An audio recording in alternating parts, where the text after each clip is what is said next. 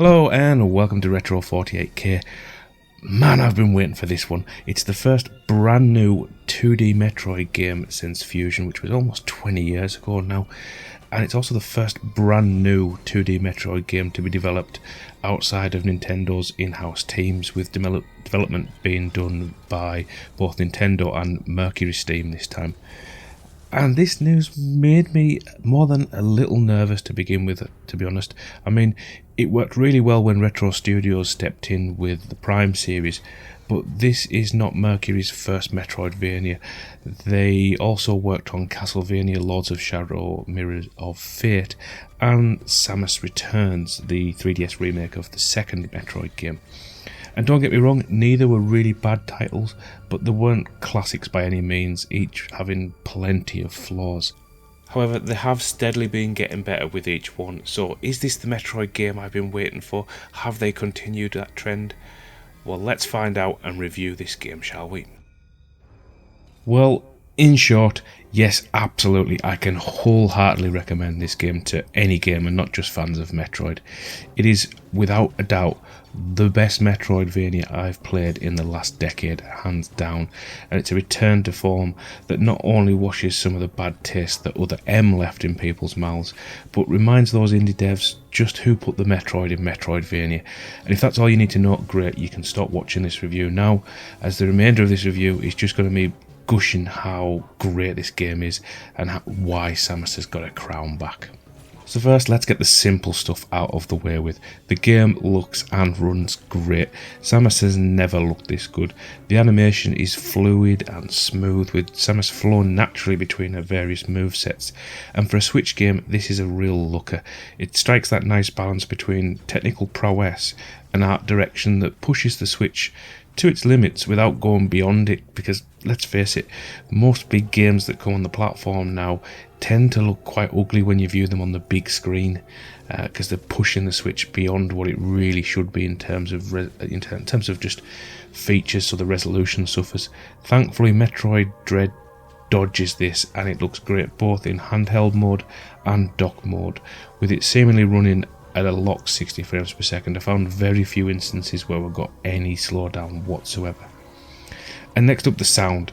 And I think the biggest compliment I can give to this game is that it sounds like a Metroid game, just a modern version of it. Each area's theme is dripping with both atmosphere, be that wonder, dread, or that otherworldly just feel that Metroid seems to encompass.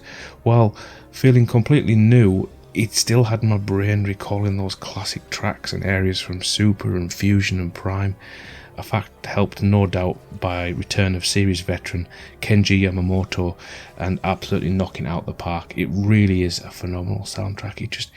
It's completely new, but just has enough undercurrent of classic themes in there that just, especially for fans of the series like me, that nostalgia wave just hits you back. But yet it's brand new. It's really difficult to describe, but sound design is beautiful in this game. It really does make the most of that hardware.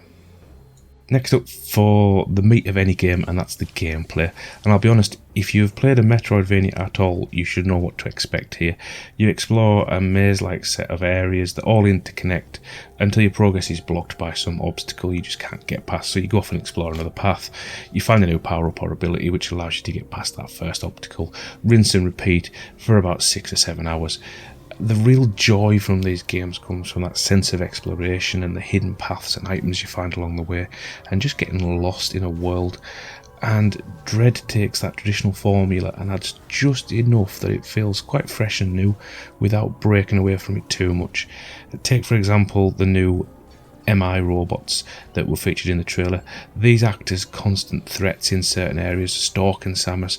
You just can't take these on at certain points, you just don't have the power. So it adds an almost element of survival horror where in certain zones you are being stalked, you're on the back foot and you've just got to get out of there.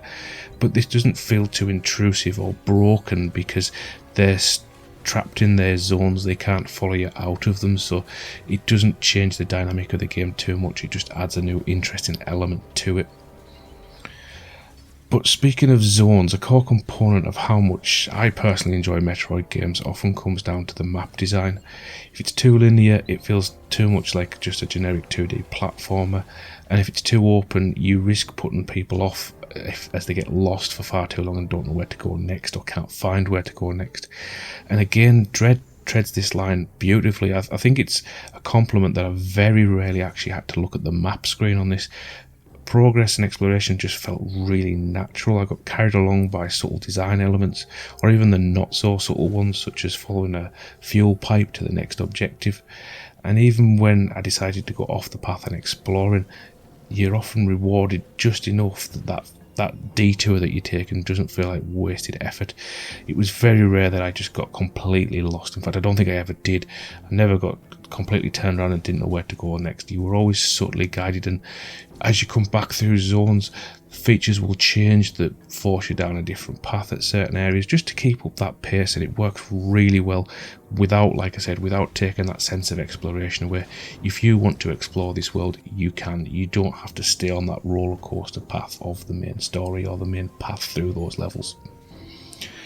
But I couldn't really put it up with the likes of Super because I've only finished this once, and the real joy of Super Metroid's design is that, yeah, that initial playthrough is great, but the map also encourages players to break the sequence and to try different routes, and still holds up to that sequence breaks.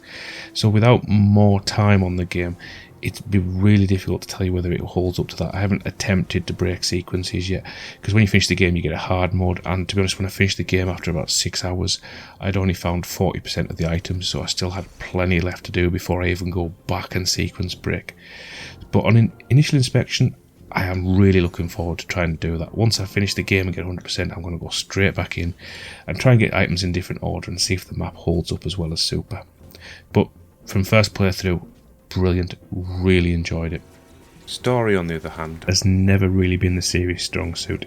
Yes, games like Super and Prime pushed new ways of storytelling through gameplay, but it was never about massive character developments or complex plots like RPGs and things like that, or even the likes of The Last of Us. It was much more about spectacle and atmosphere and the story of your discovery of these environments. In that sense, this follows the same suit. The story is set after Fusion, making it the last game in the series chronologically, hence why Samus is not sporting a normal look after the events of Fusion. And it basically follows Samus takes on a dangerous bounty to the planet ZDR, and without giving much away, she soon finds herself prey, with the galaxy hanging in the balance and with a simple objective of escape. And now the story is initially told through some beautiful artwork and voiceover, moving to some in-engine cutscenes. But don't worry, Samus doesn't get talkative in this one like she did in Other M. She's very much a silent protagonist. I think she has one line in the entire game. And while the story may not be winning any awards, it's enjoyable enough at keeping a good pace, expands upon the lore of the universe, while giving the odd bit of fan service here and there to those that know where to look.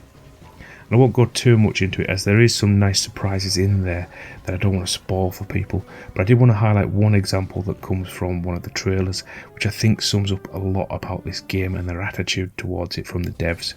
See, at one point you meet Kraid, and he is again this massive beast that you stumble across, and he just roars in Samus's face, and she casually just stands there, charges up a blast with a gun and just shoots him in the mouth while this 50-foot monster's screaming at her.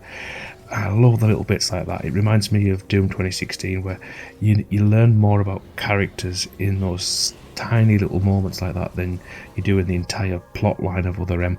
It just shows you what a badass Samus is, and it's not the only example of this. And they really do the character justice with these little pieces of animation in scenes that just show off what she is, without any words, just pure action, and I absolutely love that. Well, I think I've gushed enough praise on the game for now. If you haven't picked it up already, then I can't recommend it highly enough. I truly haven't enjoyed a Metroidvania this much in a long time. Mercury Steam have shown practice does indeed make perfect, and that I needn't have been worried. They understand what makes a Metroidvania game work, and have slowly ironed out the kinks in their formula and their technique to come up with a true example of the genre. Take for example the Adam AI that makes a return. from Fusion as well. At first I was worried that any sense of agency would be lost and the game was going to hold my hand all the way through, like recent Metroids have done, where they're constantly showing you a blinking piece on the map saying go here, go here. But no, they dodged that one. It shows up, it gives you an overall objective for an area, like you turn the heating back on or something like that, without resorting to orders or flashing icons, and then lets you go and explore that area for yourself.